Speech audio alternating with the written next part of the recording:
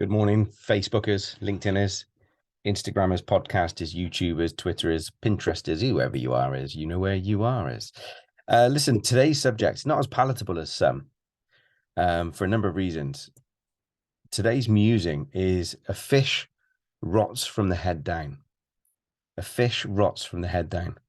Now, this is a phrase I heard years ago, I adopted years ago, and I've utilized for 20 years talking to people in business, leaders, managers, and stuff. And this all comes into play around cultures, but it also comes into individual behaviors, personal accountability, compassion, self-compassion, compassion for others, all sorts of stuff. And it's like direction, values, goals, aspirations. So it really kind of knits into a lot of areas of business. And it's a difficult conversation to have. So when I say it's not really a palatable phrase, it's even less of a palatable conversation to have with people because it's a real tough pill to swallow, right? But let's just explain the kind of analogy first, and then we'll go into the details of why it's so powerful and why it's so important to get our heads around and then become aware of to be able to do something about, right? Because awareness leads to change, awareness leads to choice. Choice is either change or stay the same. So a fish rots from the head down. If you, in reality, in theory, whatever, if you took a fish out of the freezer and put it on the side, or you got a fresh piece of fish and you put it on the side, come back 3 weeks later, what's going to be left is the head and the tail. All the flesh would have been eaten off. All the flesh would have decomposed and gone.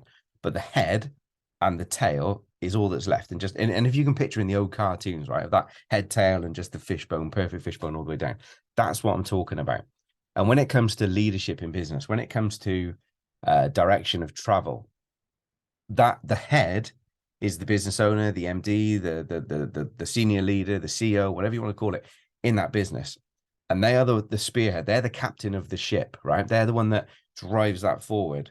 And if that head is rotten in any way, shape, or form, thoughts, behaviors, actions, if there's an alignment, if they're not aligned with what they're saying and doing, so if they're not true to and authentic to their values and what matters to them and how they behave and stuff, all of these kind of things can come into play to make that head start to rot. And what will happen is the flesh will rot quick. So what you'll be left with in, say, I don't know, 12 months time is you, the owner, and then the tail will be that one loyal member of staff that wouldn't leave no matter what you did. And let's be honest, you probably wouldn't want them.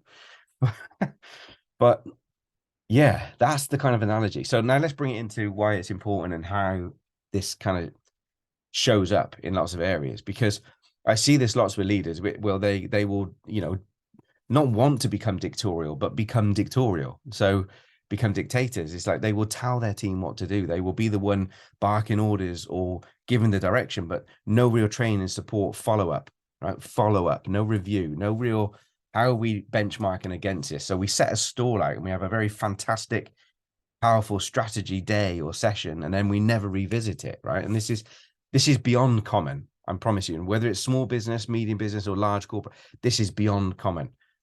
We set out our store because we feel it's important. Then why the hell wouldn't we revisit stuff? And when we're making decisions within the business, how does that relate to the vision, the goal, the overall mission? Where are we going? How does that relate? Why are we even investing time and energy looking at this if it doesn't fit? So the whole point of setting that store out is to give us something to benchmark to. Now, if the leaders in the business, and I am going to say leaders now at this point, not just leader, if the leaders in the business are not buying into this, are not living and breathing this, are not congruent with this, then it starts to fall over, because people, they'll listen to your words, yeah, but they're looking for your actions.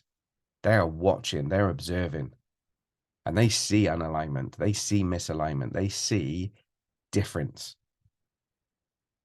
They say the biggest reason customers leave and the biggest reasons team members leave is because of perceived indifference. They joined because of this and they are experiencing that. So they emotionally leave because of perceived indifference. What they thought they were going to receive, what they thought they were going to get is not what they're getting. What they thought the experience was going to be is not what it is. This is our job as leaders. Not just to have a fantastically positive one day a year, whatever it might be. It's about living and breathing the stuff that's important. So how do we how do we live out our values in the company? What are our values of the company? How do they relate to the people and our customers and our service? You know, what is really, really important? And I'm not talking wank word bingo. I'm not interested in that stuff. What I'm interested in stuff that properly serves you and your customers and your team well. What are those things that demonstrate the behaviors that clarify the behaviors that we're going to hold ourselves accountable while we're doing the things we need to do to serve our customers? Because you can answer the telephone doesn't mean you can answer the telephone well. You can drive a train. It doesn't mean you can drive a train well. So whatever the industry is, whatever the job is, there's a task to be done, but how it's to be done, when it's to be done, why it's to be done, what happens if it does, what happens if it doesn't, the behaviors and the competencies wrapped around that task are vital, because this is about living congruently with what you say. This is about acting and doing in line with what you say is important. And this is where I think most leaders are either not supported to, or they fall into the trap of not making time for it because it's not important. We did that back in March. It'll be okay for a bit. We're busy doing all this stuff. And I'm like, this goes back to another kind of theory, which we did a podcast on previously, which is £100 task versus £1,000 tasks, right? It's like, why are you of this as the CEO or the MD? Why are you busying yourself with £100 tasks when we need you freed up to be doing £1,000 task or £10,000 tasks? We need to employ people or systems or support to do the £100 tasks. We need to systemize what we're doing. We need to make sure we can automate to get those things off your desk to free you up to be the leader that you deserve and want to be, that your team deserves and wants you to be, that your customers deserve and want you to be. Stop making bullshit excuses thinking that your worth is wrapped up in how busy you are or how many hours that you're doing or how accessible even sometimes you are.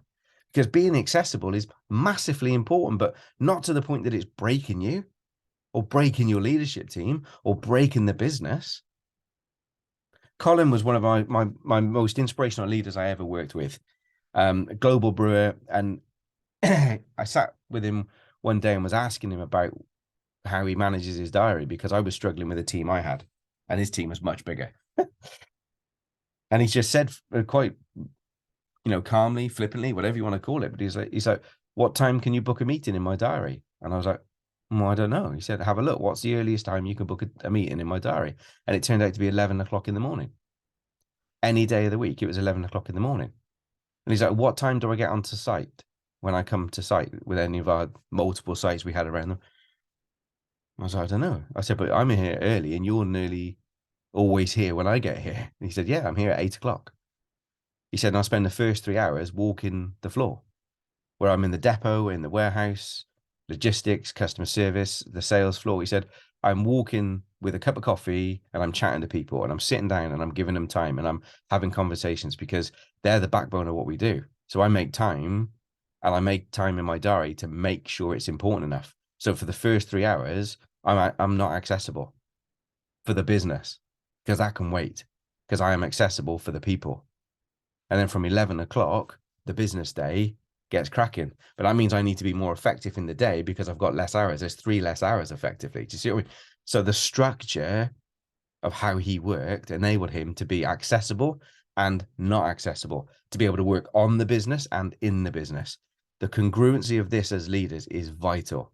And this is why I'm saying to you, the fish rots from the head down. So if your culture is wrong, if the behaviors are wrong, if things aren't happening in the business in the way that you want them to, if there's power grabs happening within the team, whatever, then there is a leadership and cultural issue that we need to rectify. And that starts with the people at the top.